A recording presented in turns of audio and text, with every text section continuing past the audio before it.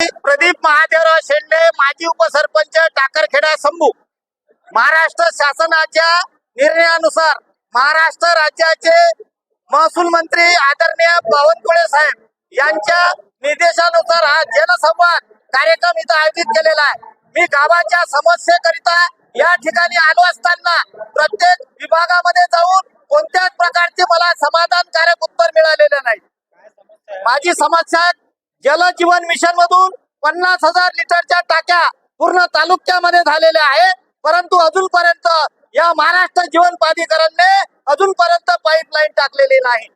त्याचप्रमाणे तलाठी कार्यालय टाकरखेडा संभू लोकांच्या हिताच्या दृष्टीने ग्रामपंचायतच्या वतीने जागा मंजूर केली, परंतु अजूनपर्यंत तलाठी कार्यालयाला महसूल विभागामार्फत निधी मिळालेला नाही।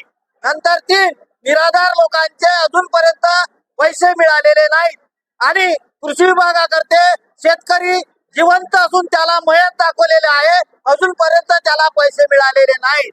कृषी विभाग, आरोग्य विभाग, शिक्षण विभाग या सर्व दृष्टी आणि प्रत्येक गावामध्ये अवैध धंदे जे चालू आहे ते शिक्षणाच्या दृष्टीने बेकार झालेला आहे। त्या ठिकाणी पोलीस यंत्रणेने त्या ठिकाणी यंत्रणा व्यवस्थित सांभाळून काम करावं आणि ग्रामस्थ या ठिकाणी आलेले आहे। पातकुले तालुक्यातले सर्व नागरिक या ठिकाणी आलेले आहे। त्यांच्या समस्याचं निराकरण करण्याकरता तुम्ही इथं बोलावलेलं आहे, त्याचं निराकरण न होता कोणत्याच प्रकारचे हेवे दावे करून मार्ग न दाखवता चुकीचं वातावरण निर्माण करीत आहे। जय हिंद, जय